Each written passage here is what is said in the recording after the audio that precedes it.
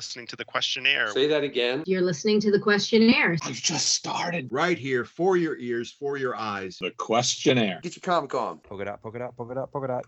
There was a time when man first discovered magic. Yeah? Then there was a time when man first discovered comics. This, ladies and gentlemen, is the questionnaire. I am the Unknown Factor, a.k.a. that Wade Wilson of hip-hop, and your host. Yeah? Today, man, we ain't got a co-host. Things have been wild. We try to get things out. Things have been pushing. There's a lot of stuff coming. We got so much coming. We're about to wrap up season 2 here in not too long. But I will say, for everybody out there, real quick, let's just hear a quick word from our new sponsor.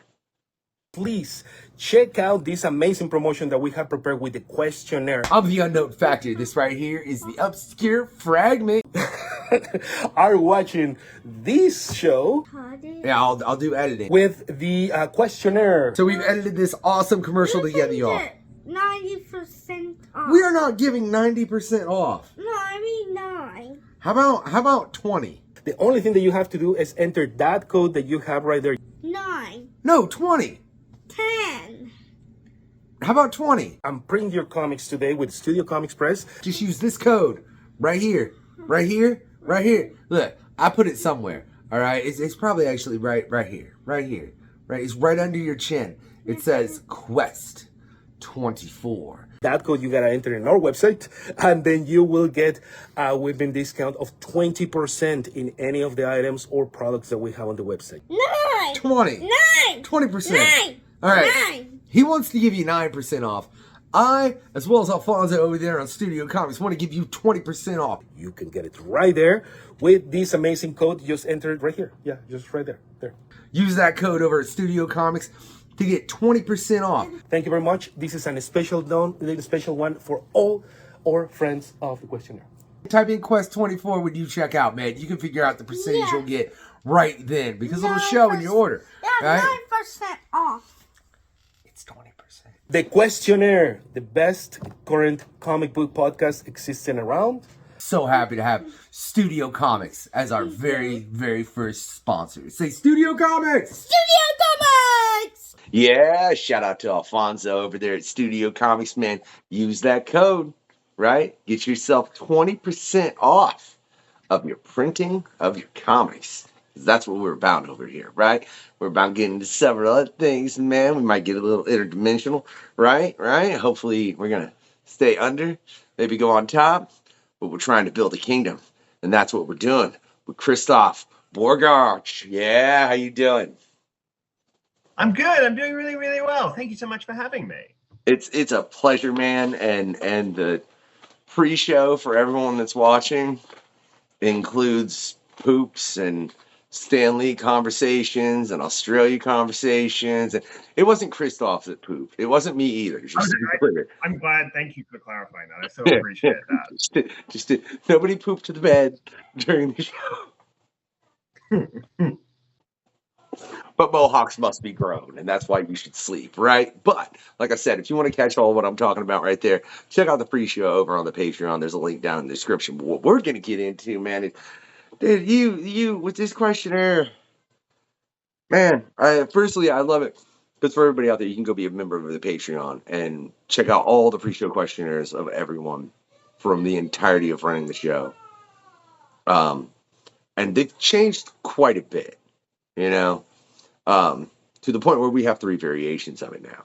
But I will say, you're the first person that picked the shower, Chrisof. So you're just down with riding around naked so you can get place to place? Absolutely. I love showers. I'm a big shower person. So I think that's kind of what pushed me toward that answer. I think we've had all 3 answers. That's funny. I literally think in the 3 times that question has been asked, well, and it might be more. It's just, I don't know. There's a lot going on. You know, I can't keep track of it all. Even though I'm the guy that runs the show, you know, Scott does stuff, Shiro does stuff. We got all these wonderful co-hosts over here. I can't keep track. But I think that literally, yeah, the first time someone said the cats, the second time someone said the bowl cereal, and now you went with the shower. So it was like, and now I feel like, well, I love cats, but as an owner of 2 cats, I just know that they're not reliable in any sense, in any form. So I don't like the idea of my transport being reliant on the corporation of cats, because it's not going to happen. Wise man, Christoph, because you're right. You would get absolutely nowhere, right? But you've gotten several places, right, with what you've got coming up. So I just want to dig right into it before we get to the last thing that you want to get into, and this whole quest becomes derailed, and we don't cover anything as far as your work goes, right? What was it like when they're like, write some Rick and Morty? Because that's a big IP right there, Christoph. That's something that has a lot of, like, that's one of those comics, because there are comics out there, I think, that there are people that would read them that would never read comics otherwise. Yeah, no, 100%. I think, I mean, the Rick and Morty. Hey, Will you get home, Mohawk? I will, but we got to let our hair grow. Now go to sleep so you can let your hair grow. I don't like to. I want to stay awake. Hey, you have to go to sleep so your hair can grow. Daddy's hair is growing while he's doing the quest. You got to sleep for your hair to grow. Get to bed. Hi. So that's Christoph. He's way over in Australia. Now get to bed. Yeah, he's on Sleep well, Australia. buddy. The more you sleep, the faster the hair's going to grow. The quicker you're going to get that mullet. Mohawk, not mullet. Oh, Mohawk, mullet. Oh, I'm so sorry. I'm the Mohawk. Hi. Hi. Look, this is Logan. He should not be on the Hey, Logan. questionnaire right now. What? He should. Remember. No, look, he should not be. Remember. What? I was going on the question. I know, but look, here's what I'm telling you. He should not be on the questionnaire right now. If you want to catch Logan on the questionnaire, catch himself and myself as we review graphic novels. You can already find the first episode, maybe the second, if he'll get to bed, and we can do it tomorrow and do some graphic novel reviews. But right now, Daddy's doing an interview, right? And all he'll do is interrupt it. He would be the worst co-host in history. I do want to point that out. Whatever. We ain't getting into all that. Yeah, what we were getting into right before we were so interrupted, Chrisof just got cut off by the Obscure Fragment, which, as I said, y'all can check out him and myself reviewing graphic novels. The first and maybe even the second episode's already up at this point. I don't know. And it's absolutely hilarious, Chrisof, the comics like Rick and Morty, that's something, you can give to a fairly young child, but I wouldn't let my boy read The Fade Out by Ed Brubaker for obvious reasons. Yeah. So I just he's just a thumbs up or thumbs down on the cover, which so funny. can be brutal, man, because it's like, I mean, kids have no filter. well, and I'm just letting him base it, like, it's not like he knows the story, he's just basing it completely off the cover, and I'm sitting here giving this, like, this is a phenomenal book, blah, blah, blah, blah, blah, blah. What do you think of the cover, buddy? And I'm like, all right. Yeah, but back to what we were talking about as far as the IP with Rick and Morty, because like I said, that is definitely one that, it's one of those ones in the comic book field that you could definitely have people reading that are not comic book readers. They're just fans of the show. So what was your thoughts when you initially got that and going into it?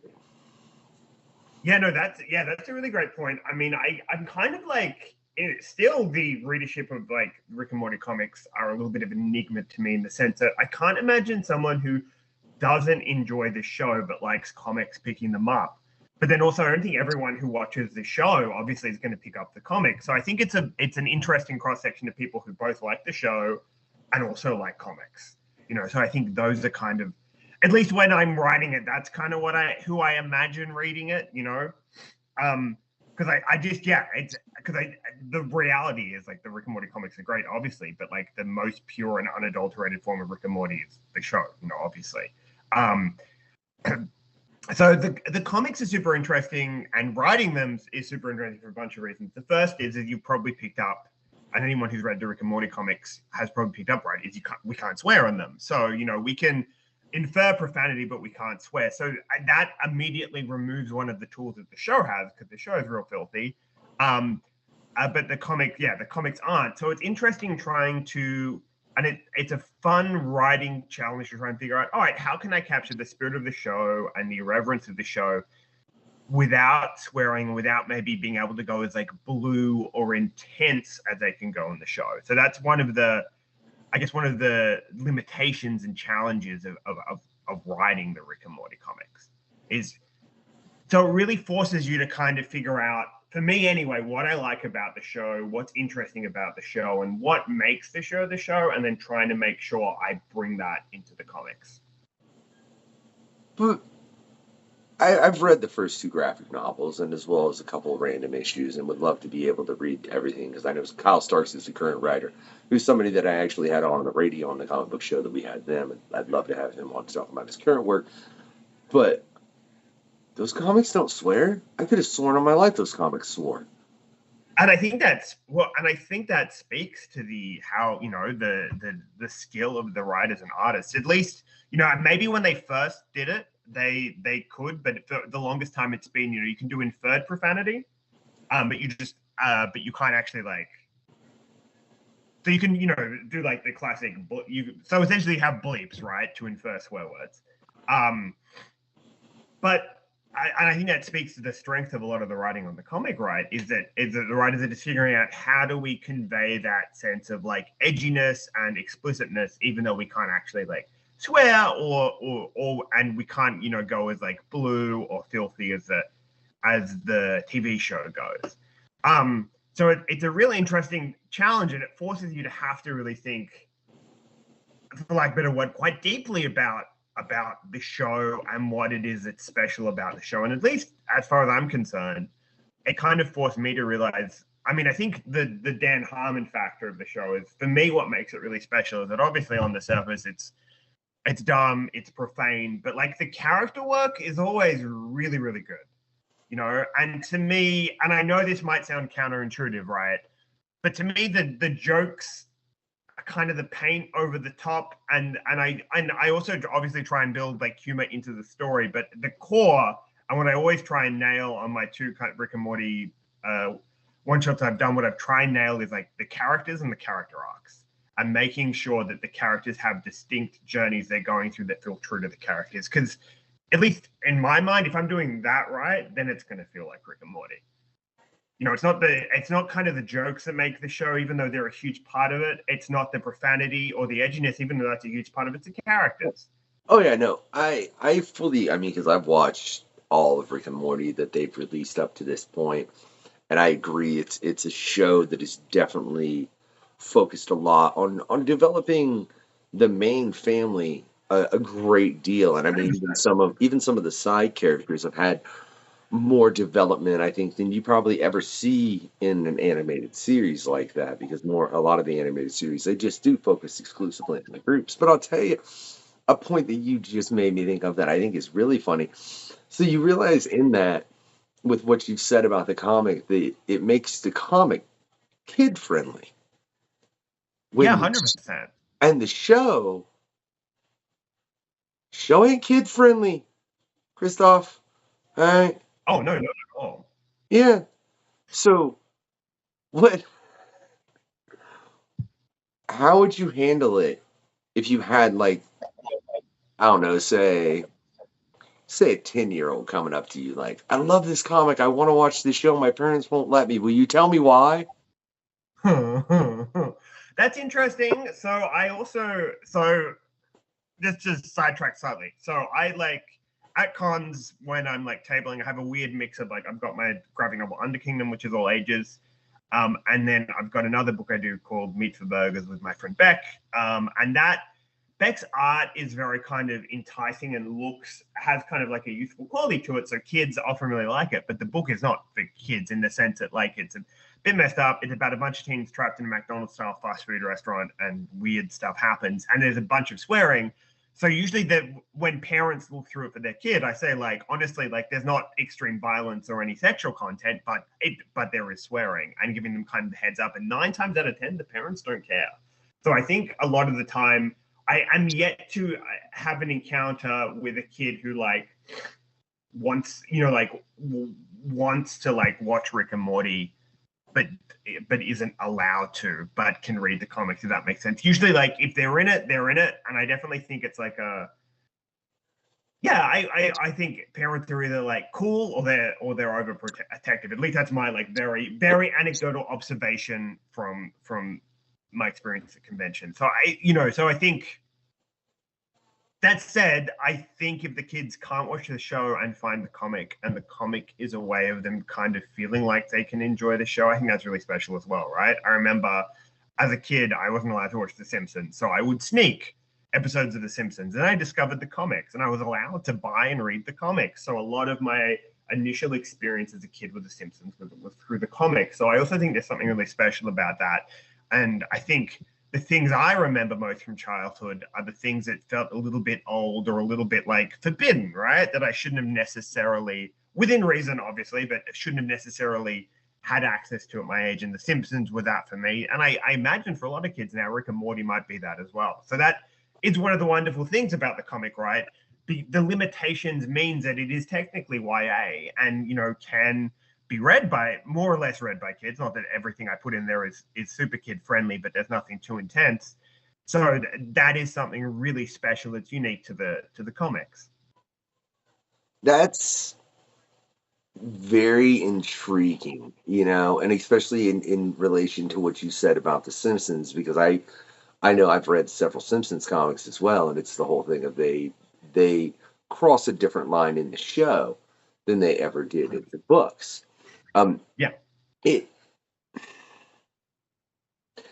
It makes me wish that people understood on a grander level that if your kid's saying that about that, whether it was your case in The Simpsons or if they're saying that nowadays about Rick and Morty, that they have a material that they can go to.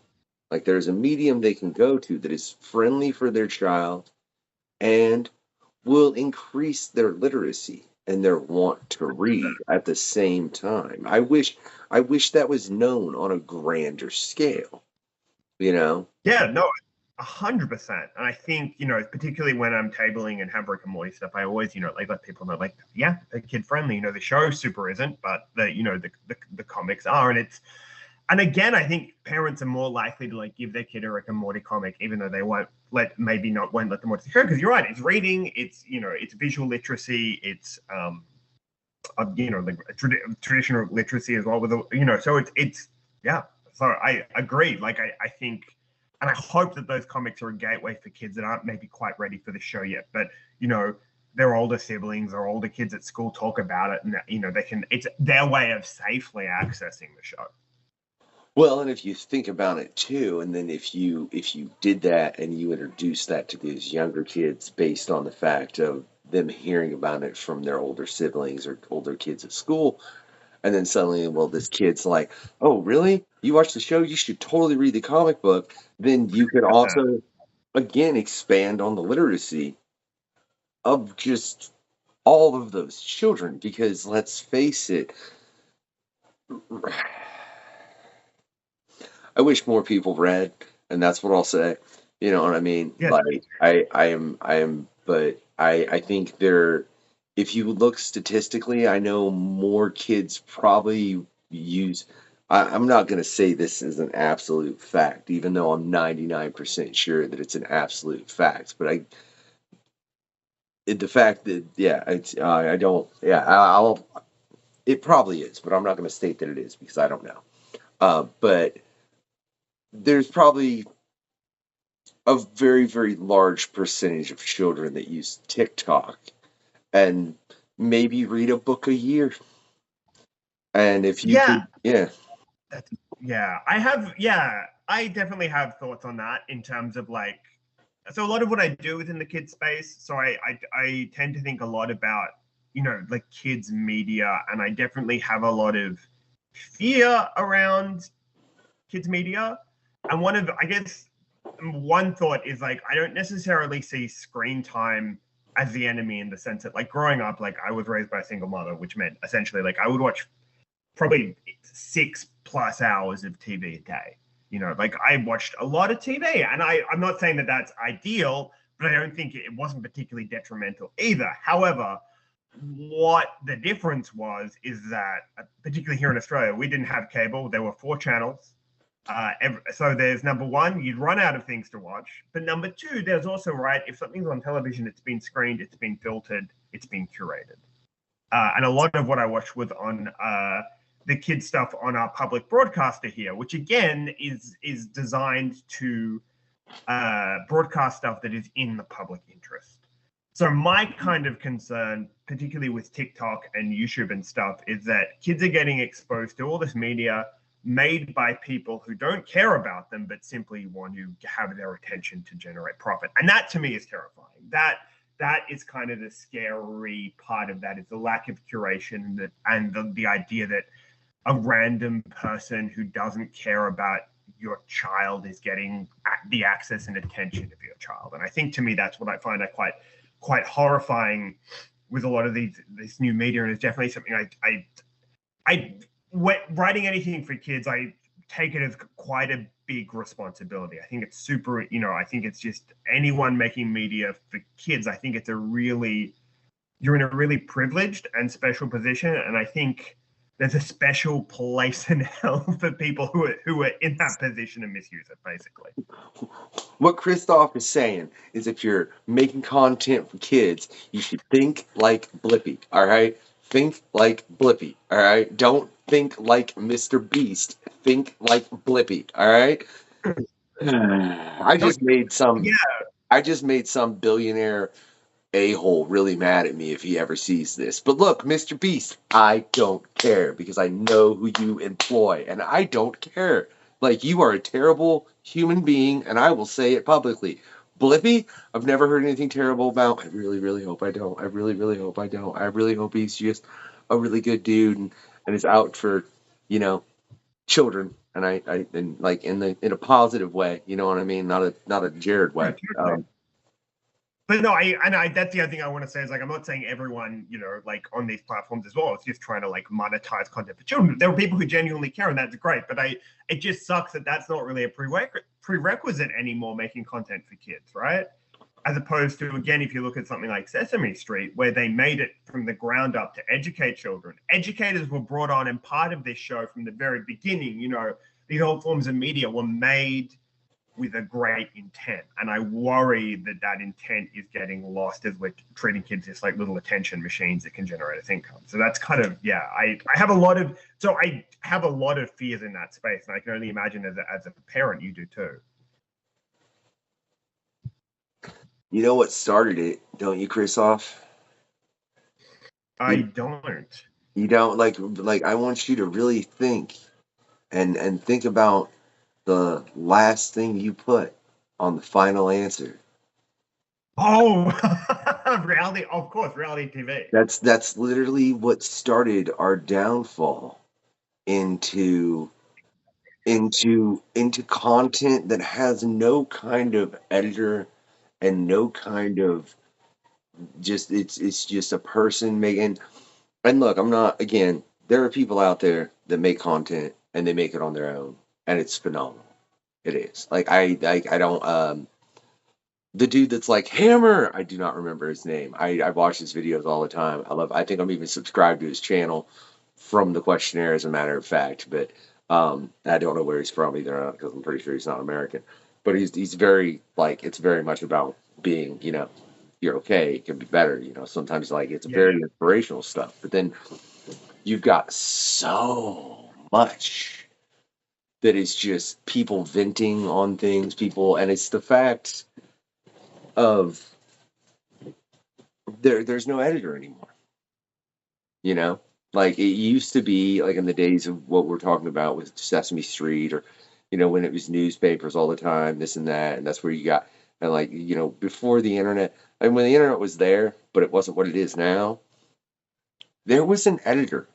You couldn't just throw out any ridiculous, mundane whatever that you do. And I look at the time frame of everything, and you know what? Frankly, I blame MTV.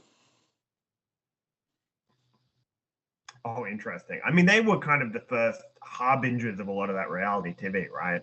Road rules and real world, man. This is why I blame MTV. Because those are like the only reality television show that predates that is Cops.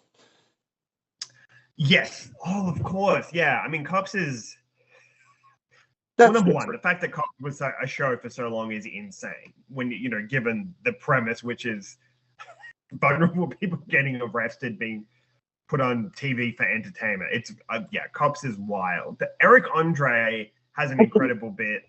I don't know if it's an incredible bit about how, because obviously the theme song of Cops is the reggae song Bad Boys.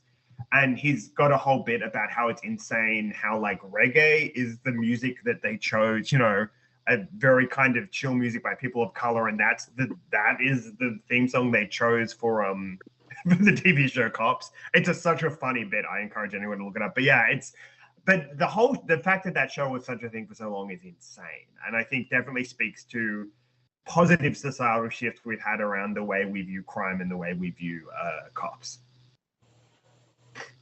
But again, like I said, it's the only one that predates what really, because then you have road rules and real world, and I think those are more of a representation of what reality television truly became to be. Like, and look, I know there's so many layers of reality television. Like, look, if it's a cooking show and you enjoy that, technically that's reality television. That's fine. Go watch people cook, and that's cool, right? But if it's the Real Housewives of, I don't care where they are, I don't care.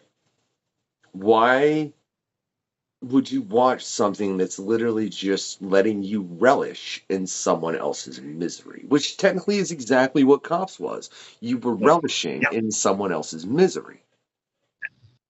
That's a fair point. I don't know. I agree with you intellectually, but I will add the caveat that for me, there's nothing I enjoy more than watching the like relishing in the suffering of privileged rich people, which is a lot of the housewife shows, a lot of like Selling Sunset and the property shows, and I love that. And I often joke to my partner that as a socialist who kind of believes that property should never be an investment, like I can't change the system, but I can watch rich people argue and bitch at each other about housing prices on Selling Sunset. So that's my little like piece of revenge, given I can't make systematic change, but I can watch two real estate agents in high heels throw champagne at each other. We're getting deep over here on this quest. We really are, and I'm about to continue to get deeper and dig into it, because I think what you just said is a lot of a part of the problem of why the system continues to do what it does. Because your thought is, I can consume the media. There's no way I can change it systemically. You're right, alone you can, right? And that's most people's thought, is that they can't change the system. But if 80% of us just decided to, what are the rich 2% gonna do besides go, oh, maybe we should listen to them, because that's like most of the planet, and like, yeah. Look, that's a very fair point. I think, and something that I think permeates a lot of my work, and I think a lot of work from like millennials, right, is a feeling of powerlessness, and a feeling, and particularly with Zoomers as well, right, is that there's this weird feeling of like self-actualization and wanting to change, coupled with just like having your butt handed to you your entire life. And it's very interesting kind of where we're at currently, and where we could be going. But that idea of, I think there's an idea of like knowing where we need to go. Like, I think most millennials, right, know what the fundamental problems are in society and would have an idea on potentially how we could fix them, or at least a step in the right direction. But there's definitely a feeling of hopelessness that we're actually going to see any of that meaningful change happen.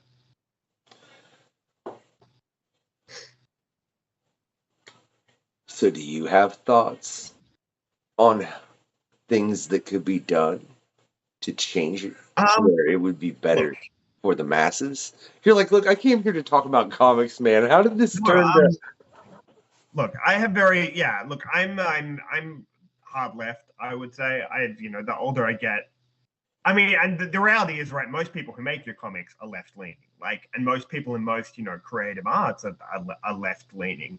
And I, excuse me, yeah. So I definitely, I think a lot of I think ironically, a lot of the issues and the solutions are fairly bipartisan. I think the left, and this is something that frustrates me, is that the left has a pretty bad history in terms of communicating with people. Particularly without getting into politics specifics and stuff. But, I do believe, and the reason that I align with the left and stuff, but I do believe that the best ideas and the most effective and utilitarian ideas are the ideas on the left, but we're not very good at communicating those. And we're not good at leading with the most popular ideas. And I think, again, without getting into it, but I think the recent election in America showed that people are willing to compromise and agree to insane and terrible things if their top line needs are met. So it would be fair to assume that people are going to agree to progressive policies if their top line needs are met. So my feeling is that as progressives, we need to lead, with the populist economic stuff, but then that also includes all, the social progress stuff as well. So that's kind of, So anyway, that's my feeling is it's about communication, about what we lead with, but it doesn't change the agenda. It doesn't change the fight for, social justice and for looking after marginalized people. Man, firstly, in bringing that election up, you literally gave me more of a migraine than I've had the past 4 weeks. All right, I'm so sorry. And Christoph, from what we discussed on the pre-show, the past 4 weeks, I've had enough of a migraine, man. I'm about to have to make another cut in the middle of this show so I can go grab some painkillers. But I'll tell you, my problem with the American system is, most systems, because there's so many that are just two-party and you don't really have a number of candidates to select from. I don't understand, especially with the fact that, let's be honest, man, in 6 months to a year, they're going to be campaigning for the next president, and it's good. Okay, so if you're taking that much time, by the time it gets to the election, there should be 6 people up there debating adamantly between one another for that one position that is the most powerful in the world. And the fact that there's not for every country shows a problem. But I'll tell you the person I would vote for, if somebody came out as president and went, look, here's my goal.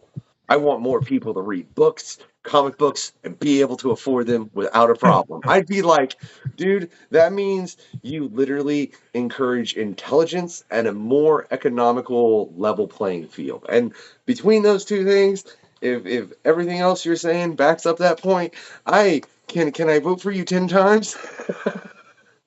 Yeah, no, I think that's a good point you make around and I'd linked to that thing before about a lot of creators of comics and just everything you make being kind of left aligned is this idea of empathy. And I think fiction is such a good vehicle for teaching and a fun vehicle for teaching empathy, and a lack of particularly when we're talking about book bans, the problem with that is that you should be confronted with things that are challenging and viewpoints that are outside your own, and fiction is such a safe way to interact with those. And so it's so important.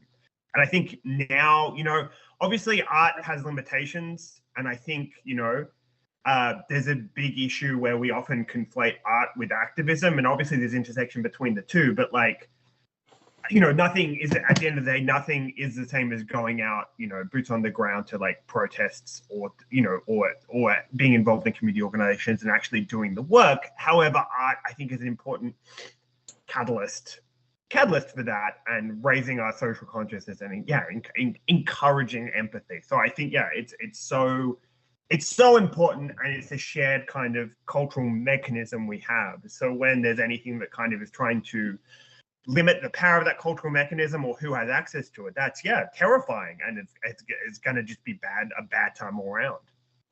And you realize with the fact that the cost of living, and as far as I can tell, pretty much everywhere on the planet has not kept up with what the minimum amount that people get paid. I don't know if it's called minimum wage everywhere, so I'm not gonna.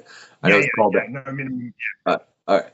Well, I just didn't want to say that because I didn't know. I mean, so I know it is in Australia, Canada, and in the U.S. now. I mean, if it's called that everywhere, I'm kind of amazed. But if it is, whatever. But the fact that that hasn't kept up shows, if you really think about it, that you take away people's ability to consume and get media like that. You know what I mean? And the second you take away the ability for people to be able to buy books, to buy comics, to buy movies, in that, aren't you decreasing the amount of empathy they have for others based on the stories that they actually consume? Well, 100%. And I think if we look at, one of the big debates or big conversations, not debates, conversations happening right now is the shift of reliance on streaming services has stopped people from owning stuff. So we're in a weird position where essentially, if a show is no longer available on streaming, and this has happened for a bunch of times I've wanted to watch a movie or a specific show, and you can't, and it's not available on any of the streaming services, it kind of disappears. And this idea of curation happening through what's available on streaming services and corporations having control of that is quite terrifying, and comes back to this idea of like a healthy media diet. And I think, again, obviously, consuming media and making media is linked to, but isn't the same as activism. But I think we forget. And so when I was doing my degree, which was in communications, one of the things we kind of talk about, and something I think about a lot, is the idea of media effects, which is the go-to example is when the movie Jaws came out, there was a really noticeable decline in people going to the beach. Nothing had changed. Shark attacks went on the rise, but they'd all seen this movie. So I think it's important to remember that the media we consume does have real-world impact, right?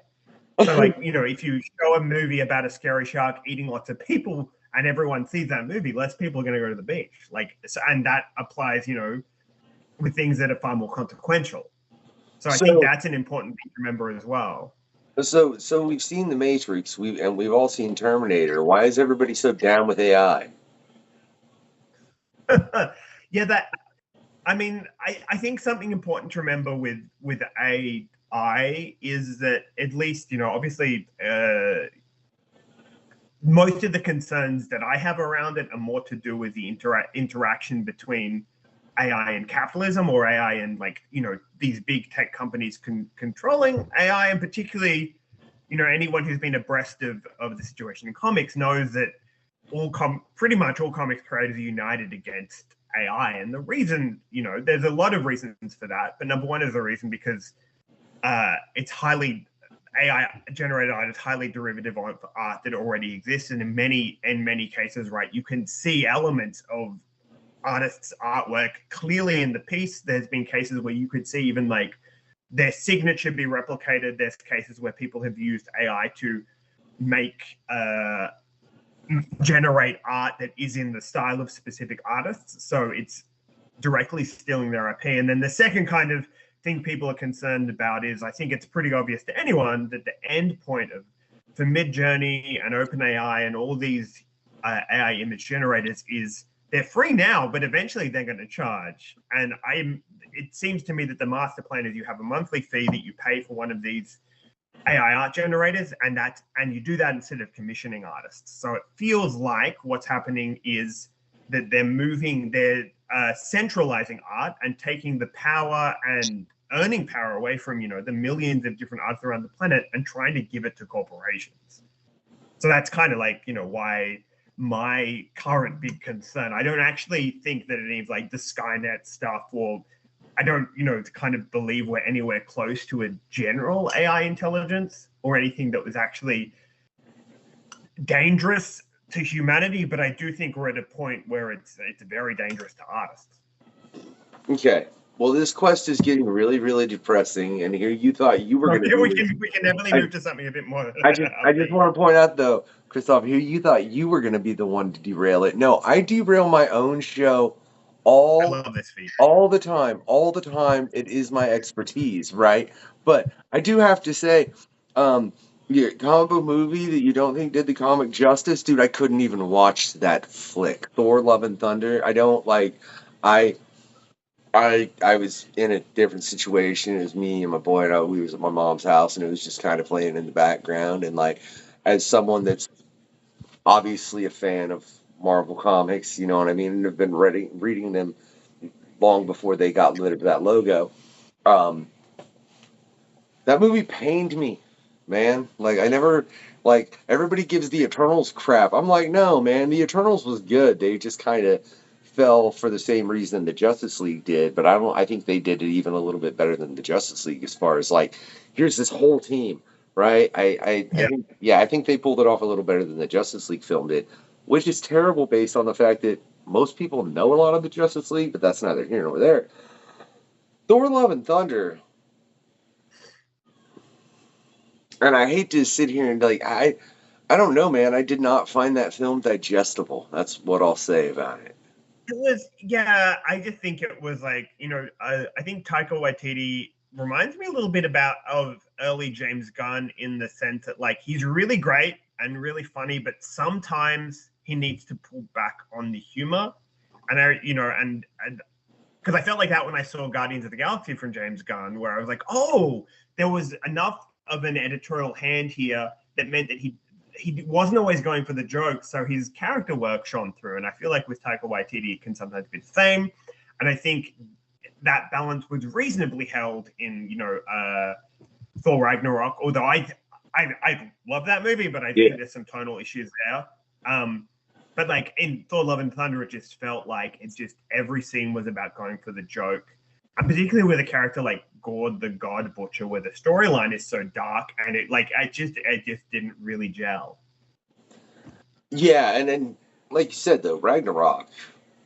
That is definitely my favorite Thor film by far. And I mean, I'd really have to sit and think about it. Yeah, I'd have to sit and think about it, but it's probably definitely in my like top 10 of just Marvel, like the MCU films, period. And that's over, I don't know, that's 30, 40, 50 films. I don't know how many films it is anymore, right? Like A lot. I'm loving it. Y'all keep doing it. I will point that out. Like, don't stop. I'm not complaining. And clearly, when you're making that many films with that kind of universe, you're gonna have one that just don't quite work. That's like, I mean, literally, if that would be like saying every Marvel comic that's ever been released is great. That's not true. There's some bad ones out there, but that's just because of the entire span of everything that's been put out, right? So let's dig into the comic that I didn't have time to read because if you want to hear about why, you can go pay me $2 and watch the Patreon or the pre-show of this, and that's all I'm going to say about it because I will never say it live on the show. You're going to have to pay me to get that piece of information because I am the unknown factor, right? So, Under Kingdom, give me that pitch. You give it the cons for it. Yeah. So, I mean, the pitch I currently give is pitched as Ted Lasso meets Dungeons and Dragons. But it's about a kid called Che. His mum goes missing and he finds out that she ran this kingdom of monsters underneath his town. So with her out of the picture, he has to take over. And he's kind of thrown. Shay is kind of, I guess, different to a lot of other fantasy protagonists in the sense that he's not a fighter. He's quite empathy-driven and diplomatic-minded. So he's thrown into this world of monsters that's ruled by strength and violence, and he kind of has to figure out how to navigate it with diplomacy and empathy. And winning over enemies with kindness. So that's kind of the heart of Under Kingdom. And then on top of that, it was kind of me and my co-creator Marie's chance to just have our take on a bunch of fantasy races and cryptids and classic D&D monsters. So there's a bunch of like gelatinous cubes play a big role in it because I just find them so interesting. There's a lot of imps, so a lot of like the forgotten or overlooked fantasy creatures we kind of spend a lot of time with and have quite an affection for. Whatever, man. We about had a gelatinous cube kill us on one of the past D&D sessions we did over here with Hannibal DMing on the Sundering. Like, he threw a gelatinous cube and it about killed everybody, man. Hannibal's mean. So, short of gelatinous cubes, like, because that is one that you don't see very often. Is there anything else that, like, you think would really surprise somebody that you've put an emphasis? Yeah. I mean, I think That you've really so. used a great deal, because I apparently can't say emphasis. That my brain is not dissecting this word properly. Whatever. It's been a long 4 weeks. Answer the question, Chrisof. I get your last name So I right. think I can't use a word I know. I think for Marie and I, the book is really a coming together of what we both like and find interesting. So we love mythology, but more than that, even we love animals and we love weird animals. Marie has 2 cockatiels, and then which are an Australian bird. So Marie's based in, it used to be St. Louis, but it's now in Chicago, and has 2 cockatiels. I'm in Australia, where cockatiels are from, and birds are everywhere here. So imps are based strongly off parrots, particularly cockatoos, which are a parrot we have here. They're the ones with the iconic yellow mohawk, and they're kind of known for causing havoc because they're very strong and very smart, and they're known for like messing with bins and there's countless pictures of them like ripping up those anti-bird spikes. They're little terrors, and there's places, I believe it's in New Zealand, there's places you can go where like you have to be careful because the parrots will like flood your car, like will mob your car and like attack it. So we love this idea of like parrots are so smart and strong and bored, so therefore they're destructive. And that really, so imps are based off parrots. So that was kind of one of the fantasy things we were kind of most proud of was like, our take on them. And a lot of the creatures in it, we sort of tried to, I mean, Under Kingdom comes from the idea of like, in D&D, right? You have the classic dungeon where you have all these different monsters and traps and stuff happening. And within the context of D&D, though, things exist purely to provide obstacles for the players. But in Under Kingdom, we wanted to think of, well, how is this a living, breathing world? How does this world work if in one room you've got kobolds, in another you've got goblins, and a big trolls in another? Do they talk to each other? Are they friends? How do they, like, what's their relationship? How does this world work? So that is at the heart of Under Kingdom, is like, all right, let's build the idea of like a dungeon crawl into a cohesive world, which is the Under Kingdom. So that is kind of, I think, what we're most proud of, is figuring out how all these different fantasy creatures interact, what they want, what their day-to-day lives are like when they're not getting mowed down by heroes. Do you use any of those, like, in the creatures to represent particular races or religions or anything like that? That's a great question. I think with that kind of stuff, I'm pretty careful. I think I would rather, particularly, a lot of our inspirations, come from existing mythology or fantasy stuff, or from the natural world. That's kind of where we have like dwarves in the book, but for us they're just kind of like based on cavemen. Like Marie literally drew them kind of like cavemen. These like they look almost like Fred Flintstone with big clubs. So a lot of it is just drawing from existing media, really. I think, obviously fantasy has a history of using other cultures and religions, as a source of stuff. But we kind of wanted to avoid that.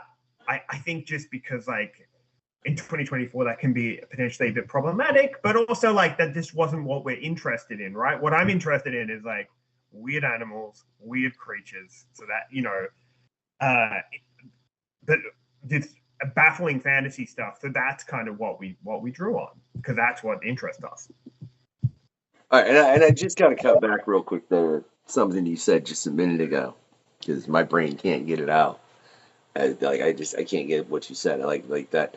You're telling me there's a place in New Zealand that's like Alfred Hitchcock, the birds, except they're just really pretty birds. Like, it's not pigeons. I'm pretty sure. It's like, So I need to remember which parrot it is because I don't want to get it wrong. But yeah, that is correct. They'll come and like attack like your windscreen wipers and like yeah. No, it's a real thing. Parrots are in so like sulfur crested cockatoos, right? Are known because often people have them as pets, but you have to be really careful with the locks you put on their cages because they can crack combination locks. Like they are smart birds and very, and can do things you wouldn't even think they could do. So that kind of idea is just so fascinating to me. And I think for Marie and I, we were baffled that like more fiction and fantasy weren't inspired by the fact that parrots are little demons. And well, it's funny the fact that you, like you said, people don't think of them as intelligent creatures. Because firstly, a lot of those birds can live like 100 years, which means they have a longer lifespan than human beings. They can learn English and start to comprehend it. Why would you not think the animal was clever? Do you see orangutans or monkey? I'm sure they can learn sign language, but you don't hear them. They ain't Caesar. That's what I'm saying. You know what I mean? It's not going Planet of the Apes. They're not speaking English or any other language to you. Parrots can do this. I don't understand why. And you make a valid point, like, because that's not something that is I've commonly seen in a lot of mythology or in any kind of fantasy. Yeah, as far as like bird creatures aren't. That's interesting. Yeah, I'm coming back. Sorry, so I've just looked it up. So it is. I can confirm the birds attacking cars is New Zealand, and it's the Kia parrot. So Kias there's quite a large flightless parrot. So if you just look up Kias, like you can see them like attacking cop cars and like attacking other people's cars. So yeah, they'll just like jump on the car and start like tearing stuff off. So they're little demons, incredible. But the idea of I think there's something about birds, something about the spirit of parrots in particular that is ungovernable that we were really attracted to. And I mean, look, and I've never had a full-blown parrot. I've had a couple birds in my life. Actually, I even had a cockatiel when I was real young, but one of the small ones. Not. I've always one of them big. I don't. What's the white? They're white with the yellow, and because they're beautiful birds, man. Yeah, but generally, the larger the parrot gets, obviously, the smarter they are, and the more intense their social relationships are. So to have one is quite bigger parrots. Like even cockatiels are quite, are very social creatures and are quite intense to have, as opposed to like a budgie, which are a bit more chill. But yeah, like even those larger parrots, like it's less of a pet and more of a relationship you're entering into, because these parrots can get, will often see you as a mate and be very upset if you're not around enough, or if like, their human dies, they can get really depressed and refuse to eat. So these are very complex and emotionally sophisticated creatures, but also they like wrecking. They love wrecking stuff, which I think I can kind of relate to that. It's like the idea of being capable of great empathy and love, and then also just wanting to destroy stuff. Well, and I think that's to quote Keanu Reeves, because I don't remember what show he was on, but they were like, "Are you a lover or a fighter?" And he goes, "I'm both." Because what kind of lover are you if you won't fight for your love? So parrots, man, they're just love animals. You know what I mean? 100%. Yeah, they're like, I love you. Don't with me, all right? I will tear up this whole room, all right? No, 100%. You got me like, man, I wish I had read that before. Friggin' Totally. show. I always say to people right now that there are so many comics out and so many of them are good. It's really hard to, I think maybe like I feel like maybe when I first started getting the comics like 10, 15 years ago, I feel like it maybe was like you could kind of read everything that was in the zeitgeist and good. And now there's so much that you really just, one person can't. You don't have the time or the money to be able to read everything that is like good. So it is just, which is great. There's some really wonderful comics being made right now. Oh yeah, because even if you had the money to get every book that was getting made, which if you're, I mean, from everything that hits the stores to stuff that's only exclusively on Kickstarter, I don't want to know what that figure would be monthly. I'm okay with not knowing what that. Yeah, I don't want to know. I don't think there's a possibility that as a person you would have the time, unless maybe that's literally all you did. Like, and while you were reading comics, like you didn't even take like a meal break. You were just like, and like, and even then, I don't know if you could do it. Just, and this is based on conversations I've had with Dave, who's one of the co-hosts and my local comic book guy up here. As far as the amount of comics that come out on a weekly basis, I mean, if you look, if you even if you're just talking about like Batman, I think last time I was in the store, he's like, "Here's 10 different Batman books," and I'm like, Yeah. "Why?"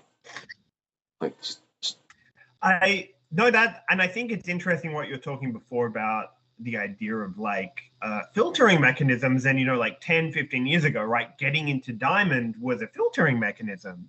And it was like, oh, if you're in Diamond, if you look at Robert Kirkman's career, right, it started because essentially he was able to print like a couple of thousand copies of his books and get them into Diamond, and then stores would just pick it up because that was that was kind of the ecosystem back then when he first started, which I think would have been like early 2000s.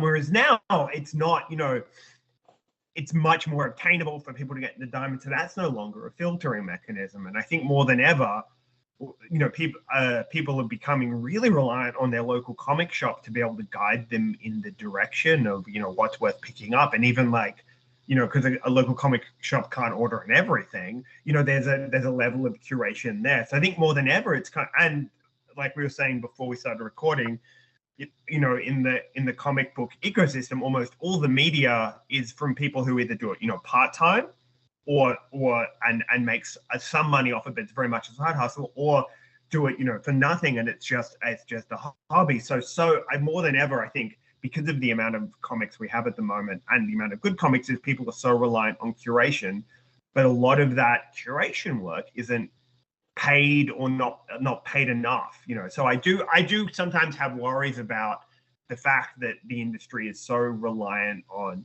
unpaid and enthusiastic volunteer labor, and I do worry sometimes about that in terms of like, people are understandably going to get burnt out, and a lot of at least in my short time in comics, I've seen a lot of great podcasts and websites come and go because the person driving it is not getting, is essentially doing it out of love, and that only takes you so far.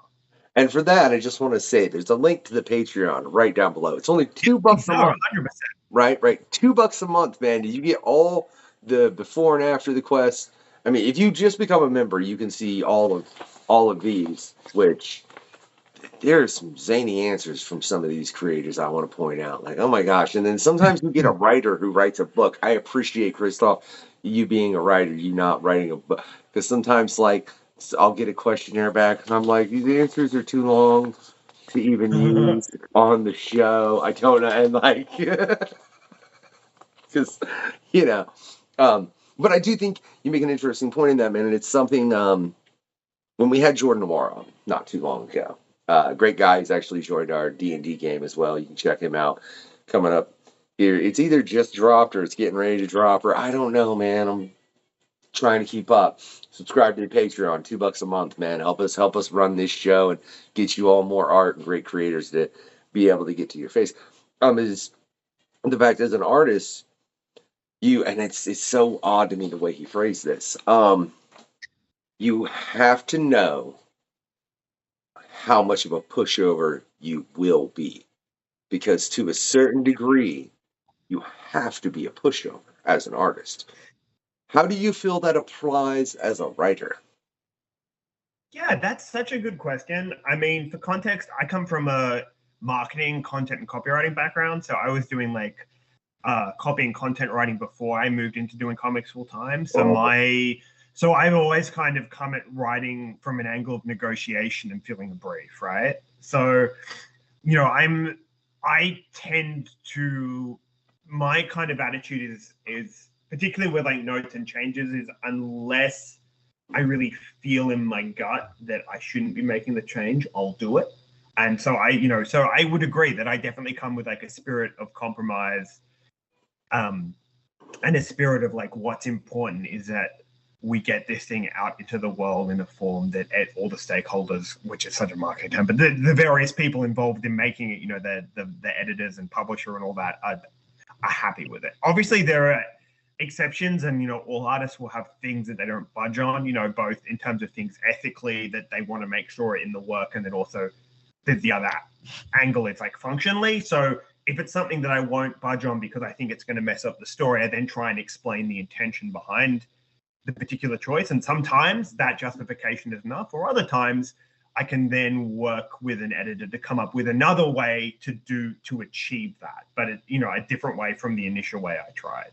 So I would completely agree with that. I mean, I think a spirit, the difference between making art as a hobby and for yourself as opposed to making it commercially, I think is that you've got to be willing to compromise, and you've got to be willing to figure out how to compromise in a way that works for you, and in a way that still ensures the work is of a high quality, or a quality that you're happy with putting out into the world.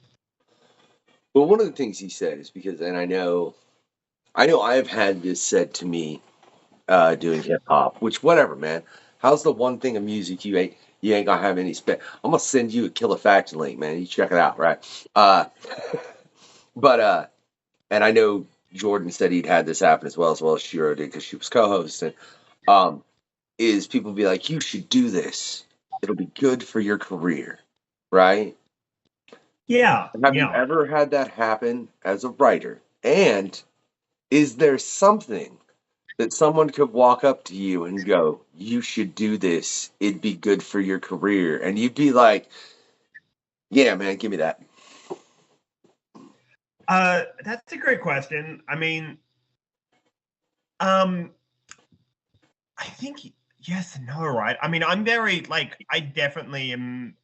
I try and to the best of my abilities look at my career from the big picture, right? And be like, how does me doing this project look optically in terms of the journey and the narrative I want to build around my career, which is very calculated. But a lot of the people I really look up to and like, their career has a really definitive narrative. And I think that helps readers and fans find you if you have this kind of clear narrative of like, oh, he got his start doing this, and now he's like, Carl Starks is such a great example of that, right? Because he started doing like Sex Castle and Rock Candy Mountain, all these image books that are like action comedy. He's the action comedy guy, right? That's who he's known as.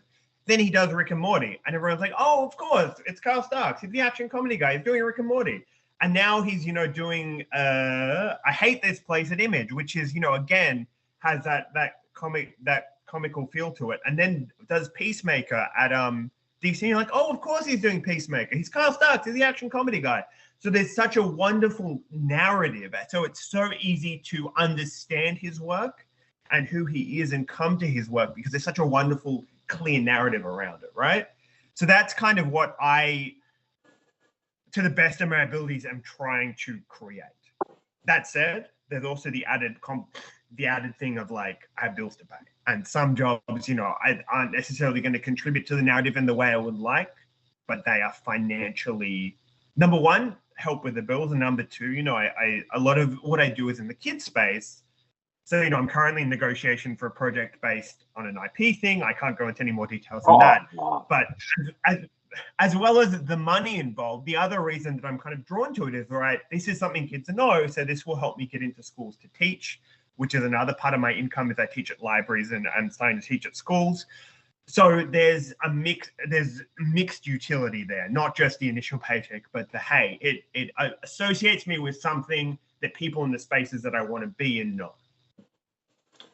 Which is schools and libraries and educating kids. And that's phenomenal, man. I mean, we just had Jason DeHart on, who's a high school teacher as well as he has a PhD. So, yeah, he had in his book, which is Learning Critical Literature and Empathy Through Graphic Novels, which I highly recommend you guys check out that, as well as The Quest, because it's highly informative.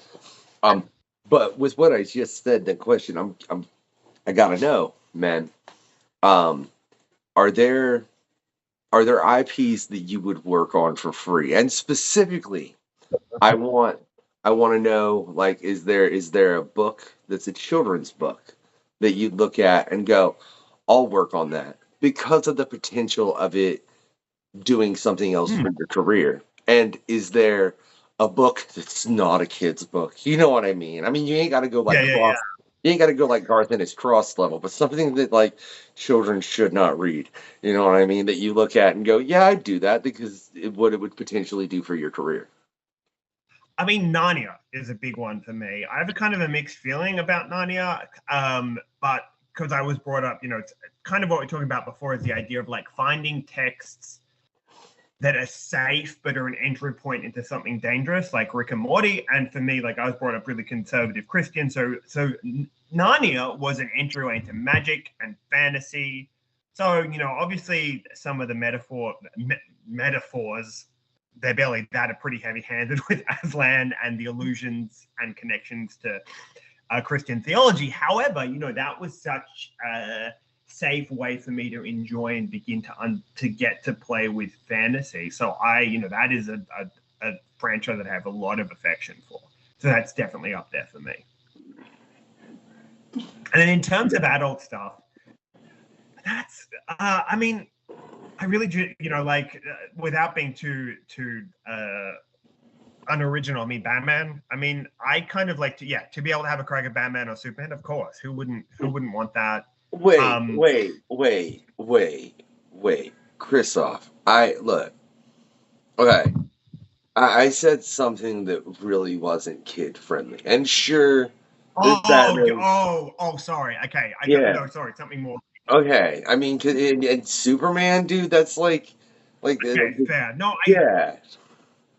In terms of something not kid friendly, I'm trying to think what I enjoy. That's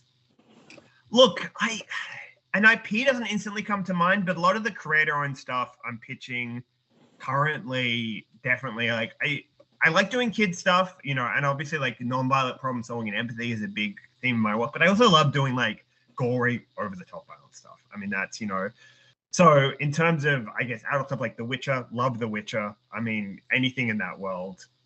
And yeah, so like anything really like swords and sorcery, but like over the top, overly bombastic. That's my jam. And I mean, I see you're a big horror fan as far as films are concerned, right? So I can't believe I'm about to ask this question. Oh yeah.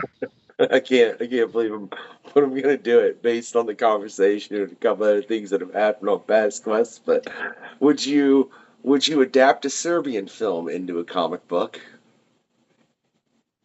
Yeah, look, I feel like a lot of.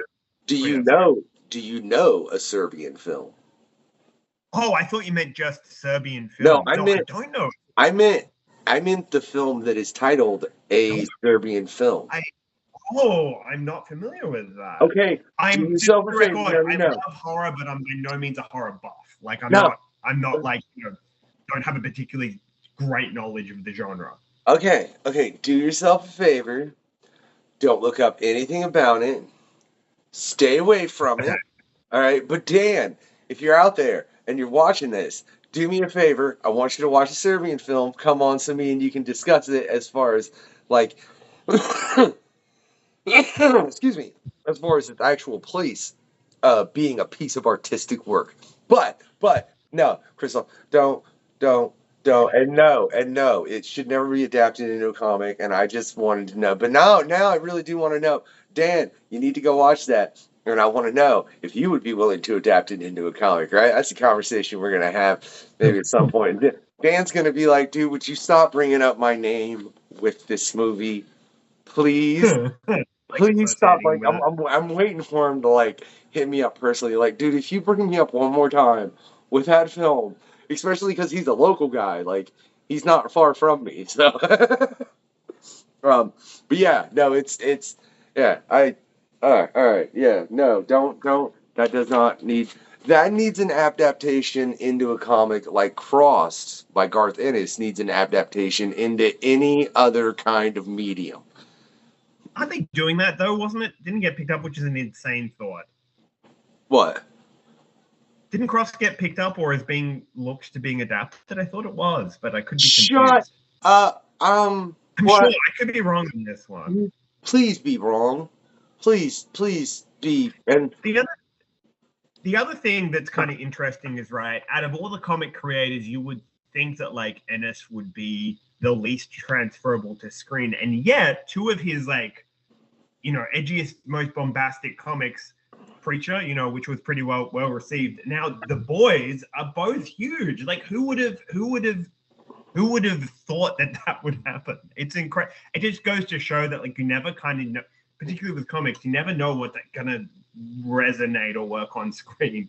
But you bring up those two, which are completely creations of Garth Ennis, man. He's also the guy that really at first brought Jackie Escato The Darkness to life, which I so need a film based on those original comics. It would make my day, because the original Run of the Darkness is one of my favorites based on just the character and just the entire economy of how they made that work. And they showed somebody that was in a terrible position but then gained a great power and was kind of a douche, but then kind of tried to turn into a better dude, but then was still kind of a douche. And then like it's a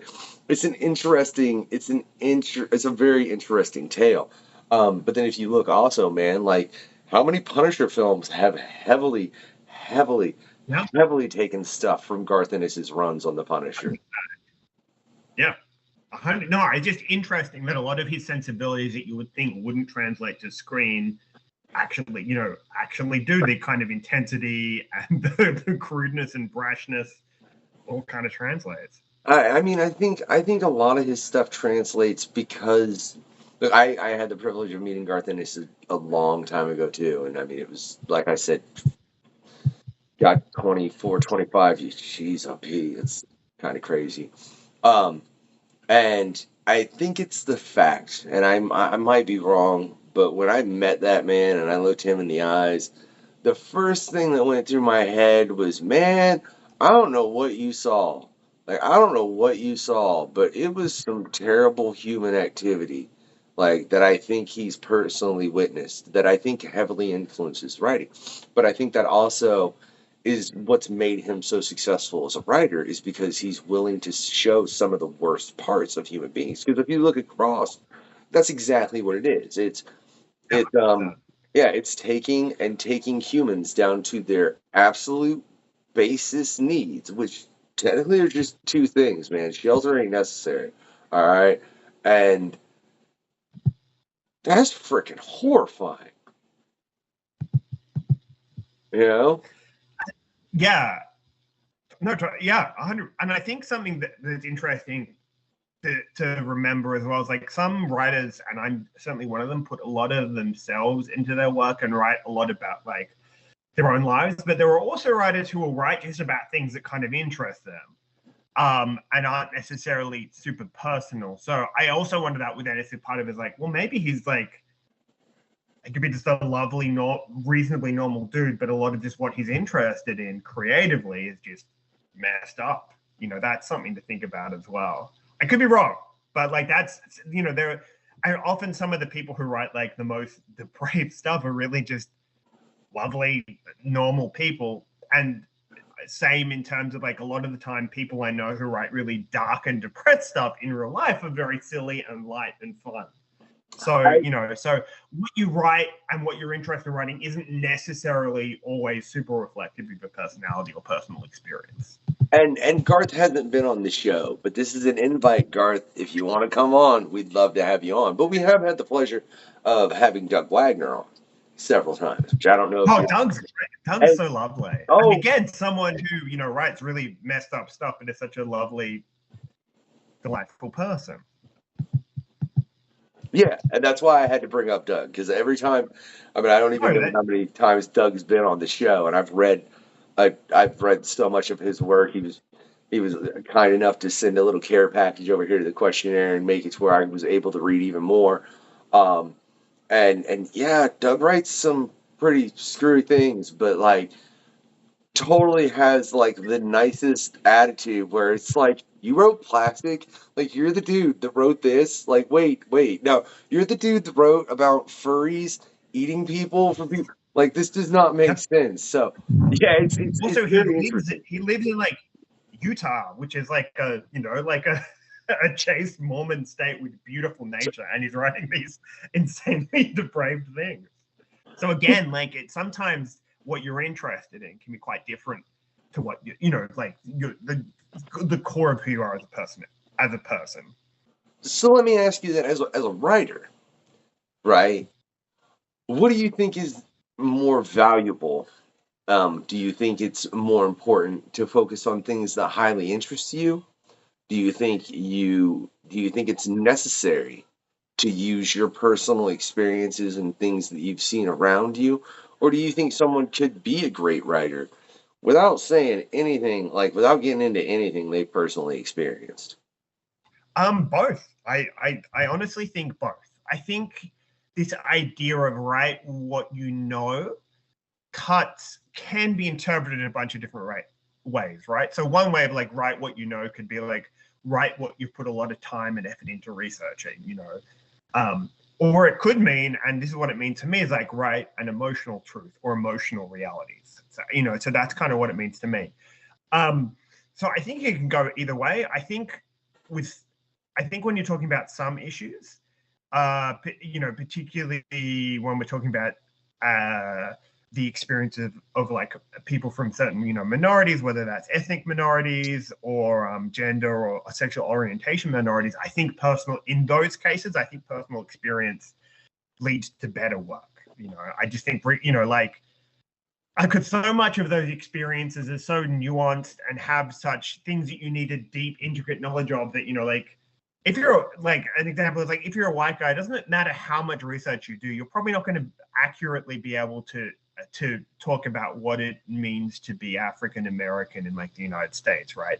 A lot of that is like to have that deep understanding of the nuance. That's something you've got to live. So I think that's kind of the exception, But outside of that, it's write what you know can go either way. It could be like I'm super interested in like medieval Europe, and I know so much about medieval Europe, so I'm going to write like historical fantasy based on that, or so yeah, it's both are true. And I would also say like writing what interests you works as well in terms of like, because what often interests me is like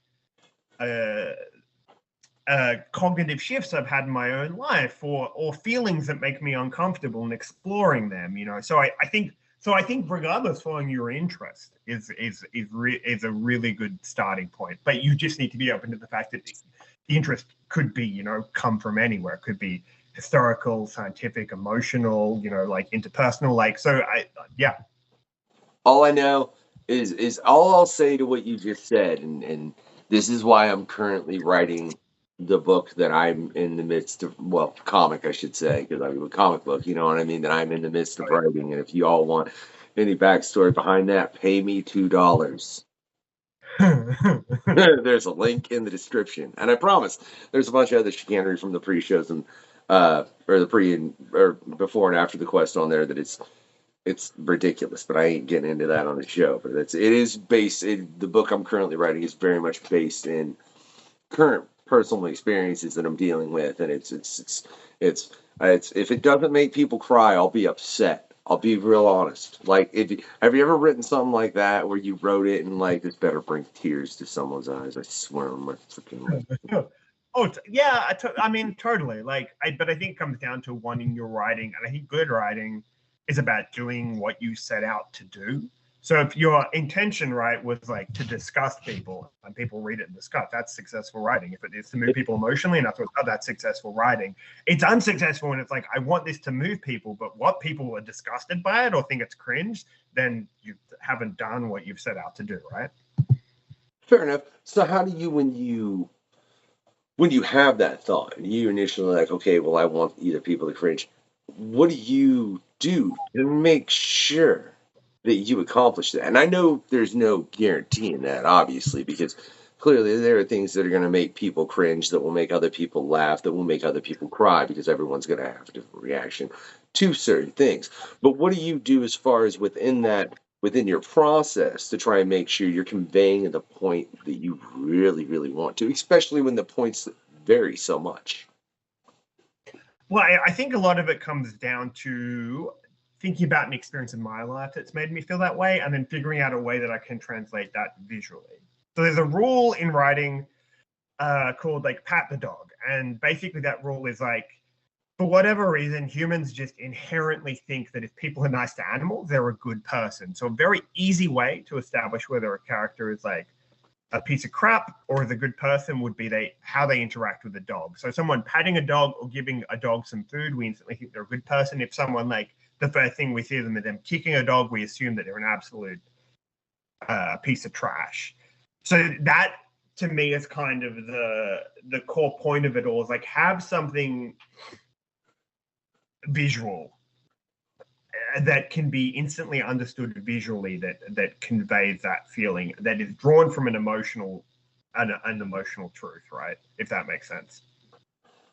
I have never heard that pat the dog. But it's very interesting because I can't think of. I mean, I can sit here and think of I don't know how many instances where that. I mean, that's the whole principle of John Wick to a certain degree. Yep. You know? And I think people, because if you would explain that to people, that's like, oh, that's dumb. People aren't that straightforward, but like we are. So I guess my point is that like,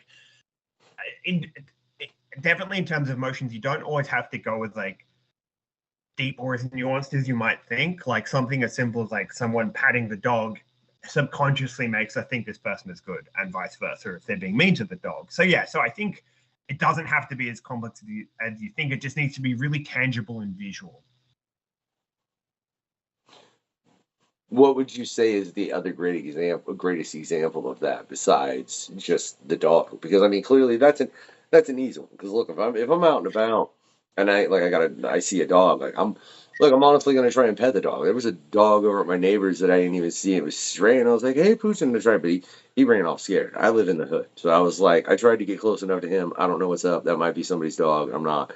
Like, because I said I live in where I live is the hoodest area of the area in which I live in, and that's just the truth of it. So I'm like, yeah, I tried. It's good.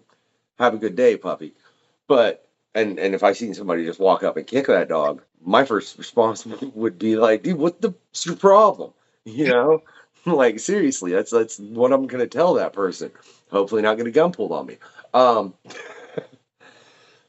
But beyond that, what do you think is other examples that are very, very easy to use in that regard? I mean, obviously, I think a kid would be one. I was about to say the other part of pat the dog is right, how people treat children. Yeah, animals and children is a big one. I think another really common one would be, right, if they're passing a homeless person, are they mean to the homeless person? Do they do nothing? Do they give money? That immediately kind of tells us something about the person. That's interesting, though, because I think that's the one where there's a middle ground. No, 100%. And I think when we think about the idea of like, particularly with like the pat the dog thing, right? Obviously that rule is used a bunch and is subversive, because there'll be times where a character will be really nice to animals. I'm sure there's been like serial killer movies where they're really nice to animals, but then will go and murder someone, right? So you can mess around with that, and particularly with the homeless person example. Again, it's like the way the person reacts to the homeless person followed up by potentially what they do next, right? It's super interesting. So like if they were to give money to the homeless person, and then the next thing they do is we find out they're short on rent. So, not only have they given money to a homeless person, but they're also not in a great position themselves, we have even more affection for them, right? If the person passing the homeless person doesn't give them money and then steps in a limo and goes to a CEO job, we think even less of them. So like there's all these different like context as well that then can heighten or subvert what we've seen in terms of that interaction. Yeah, that's just intriguing because, like I said, I feel like 100%. And I think that's the joy of fiction, right? Is that in real life, if someone passes a homeless person, doesn't give them money, a million things could be going on. We never know. But if that happens in a narrative, that's deliberately being put there to tell us something about the character. So that's kind of the really intriguing thing, is like everything in the narrative is chosen and constructed, right? So it is going to tell us something about the character. That's just and the fact that you threw in the homeless person, I think is what makes it more intriguing than anything else. Totally. I mean, Wait, what if someone past a homeless person, doesn't give them money, but then goes to work for like a charity organization that like helps homeless people? What does that tell us? Like, you know, it's just, there's so much fun you can have with that idea of like, All right, I have to move on from this subject for personal reasons, right? And we're just gonna leave it at that, and nobody's gonna know beyond what I said to that. So take of it what you will. I am the unknown factor, right? But I think it's, look, man. I asked as far as the oddest commission that you've drawn or seen, and I know you're a writer. You ain't got no odd stories of somebody being asked to draw something really weird. Yeah, so I mean, I had a friend, this was a long time ago, but a really close friend of mine was once approached by an artist to draw a script in which the artist for the female character descriptions had given cup sizes. And I was like, this is insane. Yeah. That's probably the weirdest I've heard. Because it's just, number one, an insane thing to do, but number two, the fact that this person felt like they could put this in a script and then give it to an artist and not have the artist be like, wait a minute, this is odd. Like actual cup sizes. Yep, that was, so that's probably the weirdest that I have encountered or heard of, just because of the brazenness and the specificity. Like, and that happened to an artist. I have questions, Chrisof. Like, I do, right? And I'm gonna ask them because this is the questionnaire, man. And again, it didn't happen to me directly. So, an artist friend of mine was sent this script, and basically, I need to pretty know. new, so they reached out, and they were like, "This isn't normal, right?" And I'm like, "No, it's not normal. Don't work with this person." You know, okay. Basically, just greenlighting their feelings of like, "This feels weird." That's fine. I have to know though, like. Did he use like every cup size that he's like? I can't remember. Because it was also from memory for something short, so it wasn't huge anyway. So there were only like a couple of I think like two female characters, but both of them had the respective cup sizes. Okay, so there was only two. Okay, in the character description. I was gonna be like, look, if there was like 6 or 7. And he was like, look, this one's a that, this one's a that, this one's a that, this one's a that, this one's a that, this one's a that, this one's a that, this one's a that. And they were all different sizes. I'd be like, dude, what list are you on? Because I feel like you're on a list.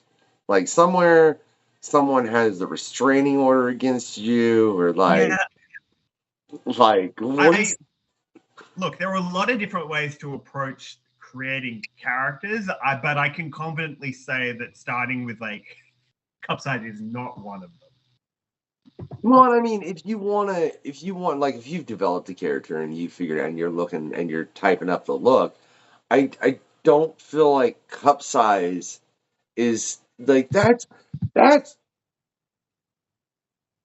I mean, no, it's just a very weird specific to get hung up on. And just speaking more broadly of visual writing, a lot of the time when you're writing descriptions, at least for me, I'm avoiding specifics and going for like vibes and feel, right? So the idea of getting so granular about something like that, as well as just, number one, it doesn't really make sense to me functionally, but also number two, it's obviously just very weird and gross. All right, so let's go to this then, right? When they exposed Batman, right, in that one issue. Do you think the writer was like, it's this many inches? I hope so. I hope he was. I'd like to think that there were like restless nights where he was like thinking about like, all right, this reveal is important. What's going on with Batman's groin?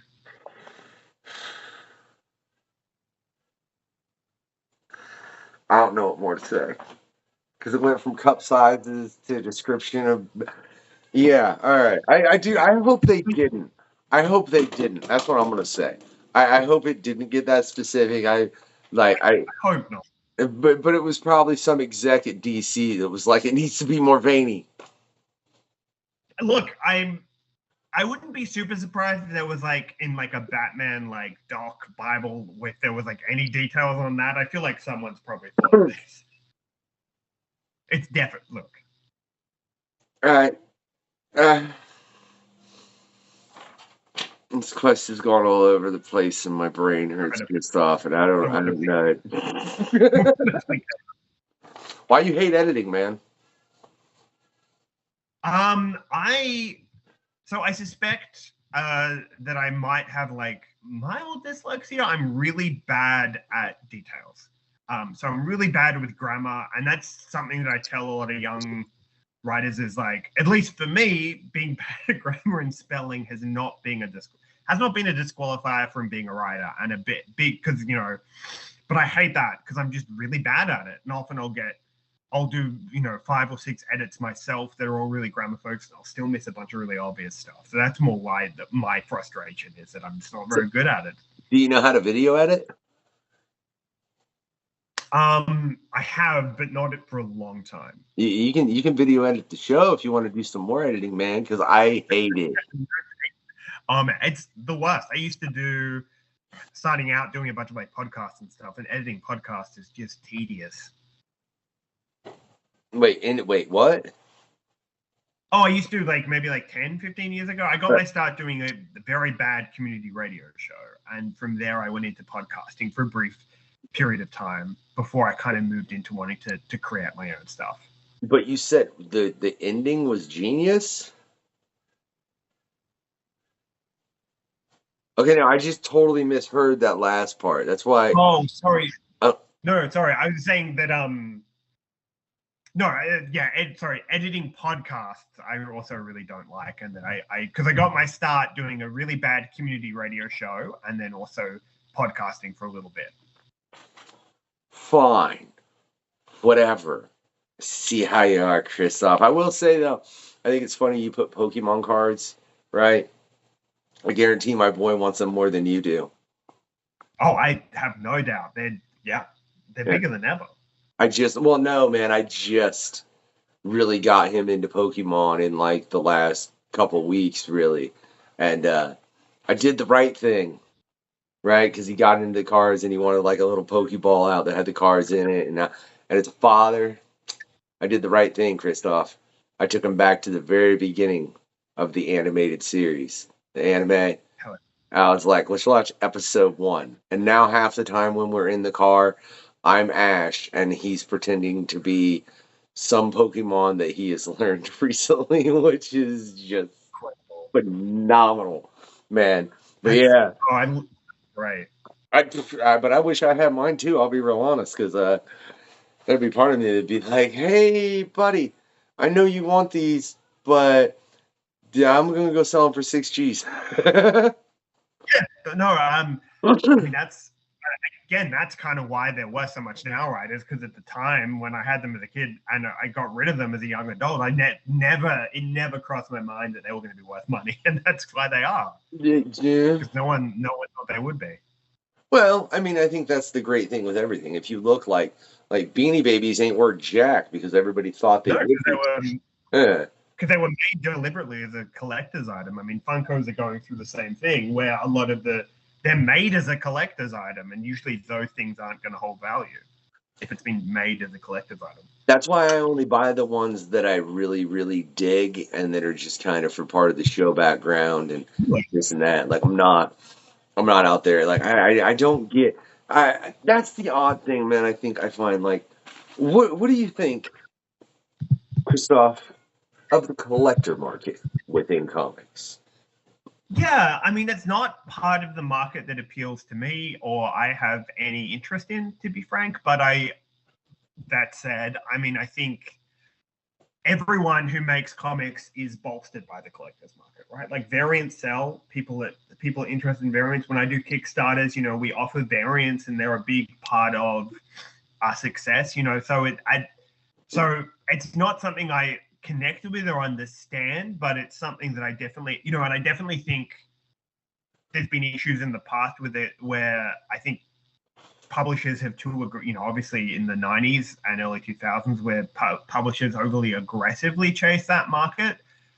And I think my kind of opinion as well, but that just comes down to a lack of respect for the collector's market because you're trying to get more money out of the same people. So I think it's not part of the industry that I necessarily connect with and understand, but it's an important and valid part of the industry. And I think, collectors should be treated with respect. And part of that is like not pumping out so many variants just to extract more money from collectors and actually giving them things that are interesting and, and the value to them.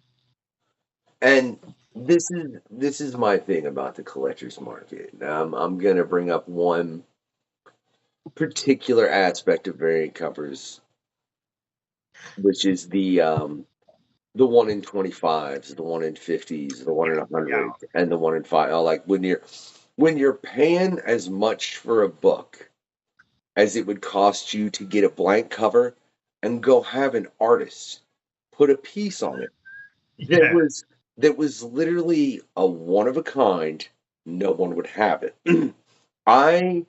That's the part I do not understand more than anything, because I would by far look, man, there is if you tell me, okay, you could have this 1 in 300 cover, blah blah blah, or you could take this variant cover and pick an artist and have them do it, right? And they're gonna do something cool, right? Even like just to have Mike do a blank cover for me, or like I could sit here and list off 50, 60 artists probably that have been on the show that I would way rather have that cover. The only reason I would pick that 1 in 300 is he told me, oh, you can turn this around and sell it for $6,000. I'd be like, well, I doubt the sketch cover is going to pull $6,000. I don't, like that would. So the only underlying would be that, $6,000 would be real helpful right now. But as far as like if there was no object of money, I don't understand why, as a human being, you wouldn't prefer the one of a kind, which makes me think that a lot of the collector market, and I think this is what the problem is, it isn't driven by an urge to have the thing. It's driven by greed to a large degree. I mean, there are people that are not, but I think there's a large part of it that is greed. Well, I think this need for, I think it's less about collectors and more about investors, right? People who are trying to use comics as a pathway to wealth, which I think is dumb, that's I know.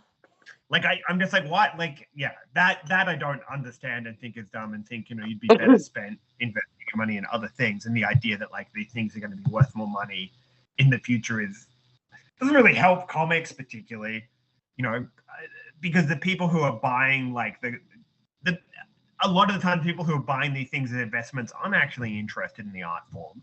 Whereas a lot of the collectors are, right? They're getting variants because they like the artist, they connect with the artist's take on the character. And that's valid, that's great, that's wonderful. But if it's just someone who's like, I'm going to buy, all these issues of Absolute Batman because I think in 10 years they're going to be worth $1 million each or whatever. Well, how is that helping comics? How is that helping grow the art form and support us? To me, it's not really doing that. Agreed, man. And I think I will take your correction, good sir, in the fact that you're right. It's not that it's investors that are the problem. It's people that are literally investing in comics thinking that they're going to be, because it's funny. I think we're kind of seeing that to a degree right now in comic books that was seen in the 90s with trading cards like football, basketball, and things of that ilk. And I'm telling you right now from personal experience, I wish my father would have been like, no, let's collect comics. Look, you love them. Let's go get some really old, like golden, as opposed to trying to seek out the rookies for the entire original Dream Team, because those aren't worth anything. But if I had the first appearance of like a bunch of insane characters from, that same time frame, oh my God, I'd be rich. Yeah, totally. And I think, yeah, if you're deliberately looking for comic or to buy comics that you think are going to create a pathway to wealth. I don't think that's the wrong attitude to have, right? And I think like if you're going to spend $300 on a variant, buy it because you like love the art, because it speaks to you, because you connect with it, because then you've gotten your money's worth instantly, right? Regardless of what happens to its speculative value in the future. That's literally why.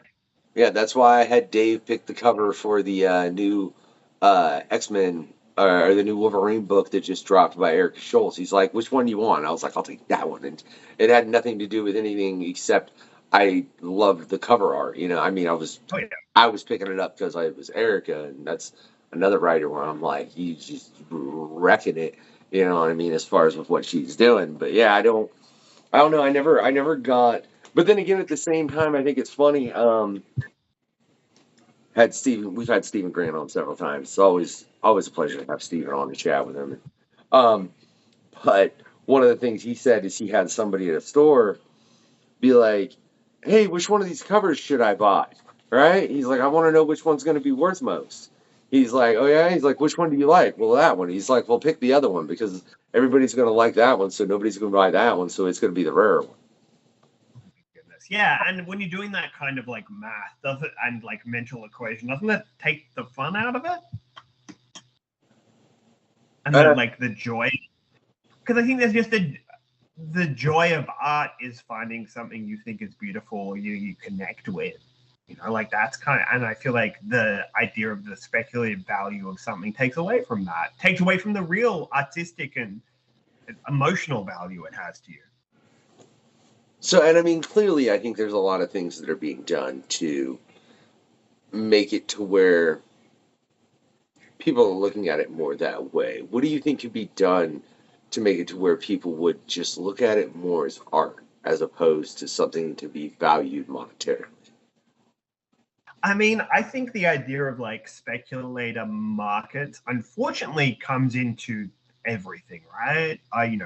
Like with you mentioned Pokemon like trading cards that's coming into everything that can possibly be collected, because there is a bunch of people who look to make money off this, and middlemen, right? When you look at like a lot of these like online auction houses that do collectibles, and like their entire business is essentially being a middleman making money off these collectibles. For example, like I love the show King of Collectibles on Netflix, but I also think it follows the people at like Golden Auctions, and the more I watch that show, the more I'm like, you guys are just middlemen. Like you don't actually add anything. So yeah, so I just think that need is everywhere, and it's going to be in comics, but I think it needs to be balanced out. And I think part of the responsibility potentially on publishers, right, is to not produce so many variants that you're bleeding people dry, or that it's unsustainable. So how many variants does your Rick and Morty special have? So the Rick and Morty one had 3. So it's got the cover by Tony Gregori, and then one by Beck, my friend Beck, who's incredible, Beck Kubrick, and Sarah Barini, who's this amazing German artist. Yeah. So, and to me, like 3 is kind of the perfect amount of variants. I'm a big fan of 3. I standard, agree. you have an easy to get variant, and you have one that's a little bit harder to get. Yeah, I agree. I think 3 is a good number for variant covers, man, because it gives to where you have a slight, you have something for everyone as far as that initial piece of art. And I also think it makes it to where when you see that book out in the store, you have 3 different pieces of art representing the same book, and a cover that catches somebody's attention may not catch somebody else's, but one of the other covers does. But I think going beyond that, just in my opinion, I agree, it does seem to get excessive. But you said your friend Sarah's in Germany. You should tell her to come on the show. We've never had anybody from Germany on. I don't know Sarah. I just know her art online. So I'm good friends with Beck, who's one of the variant cover artists, and actually drew my first Rick and Morty story. But Sarah, I don't know. I just know her through her work. I'm trying to get around the world with the show, man. You were supposed to help with the. I mean, hey, I take that back. Technically, you did. You're in Australia, and I'm about 90% sure that you're the first Australian on the show. I don't. Hey, man, I know. Why do people do that right when I'm about to do what I'm about to do? You know that? Like, I swear, because it pops up on the screen, and then I have to put an additional edit in, and now you're making my editing harder, right? I'm so Now, sorry. it's okay. Now I am gonna just go to brutality, right? Right, I am. Firstly, for everybody out there, right? Check out the links in the description. You can find Chrisof's work. You can find ways to get everything, man. If you can't find that Rick and Morty, you must not be around any kind of comic book store, though, because because I promise you, you will be able to find all 3 covers of that the day it drops in any comic book store, I would think. If it's not, I'm be like, what does your comic book store carry 4 comics? What's going on here, right? I mean, I'm just saying, man. You know it's going to be out there, right? It is, right? But besides that, check the link in the description. You can find out more about Chrisof, right? It's been a pleasure. But I want to let you know, right, for everybody out there, right, if you've enjoyed this quest, right, with Chrisof Bogacs, look, I could remember. Look, like I'm glad if you wouldn't have said that the way you said that, I would have never got that right. But if you've enjoyed it, right, like I said, what I want you to do, right, is I want you to send him a bunch of just friendly. Yeah, a bunch of friendly orcs and goblins. You know, make sure they're cool with Christoph before you send them that way, right? To run up and be like, hey, we're gonna sit down, chill, watch Men in Black, play some Pokemon with all these cards, right? And wait, where is it? And just eat a bunch of really, really, really good burgers, right? That is if you've enjoyed the quest. If for some reason you haven't enjoyed the quest, why are you here? Why? I'm gonna ask you every time. I want to know. Why did you sit and listen to us chat about so many dude, Chrisof, so many different things. I'm not even sure how many topics we've covered, but I know it was a lot, right? But why did you do it, right? Why? Just don't hate watch, man. Don't hate watch. There is enough out there where there is no need for any of you out there to hate watch. I promise. But if you have, for some reason, Chrisoph's just annoyed the right crap out of you, right? What I want you to do is I want you to send him a good old pack of demons and ghosts to just go up there, yeah, place a haunted TV as they surround him so he cannot leave, turn on the Joker, right? Wait. And I guess force feed him nothing. He's a human garbage can, right? So whatever. I guess he gets demons, ghosts, a haunted TV, playing the Joker endlessly. Man, like, did you watch the sequel? I have not seen it yet. I'm kind of tempted to because of the how polarized reviews have been. Everyone hates it, but a couple of people like it's brilliant. So I'm kind of tempted to watch it. All right, look, man, I didn't even I fell asleep and didn't see the ending, and I have no intent to. Okay, that tells me a lot. All right, so I mean now, and so do with that what you will, right? But for everybody out there, whoa, I had to reach kind of far, right? I just want y'all to do 3 more things. 1, always give it that thumbs up. 2, always get your comic on, man, because it will teach you critical literacy and empathy, and that is important, right? Besides that, have a good night, y'all. This has been the questionnaire. Where's the link? Thanks for checking out the questionnaire. In the link below, yes? I will drop it like it's hot. That's another party. It's cool, man. I love it. The questionnaire. That is all.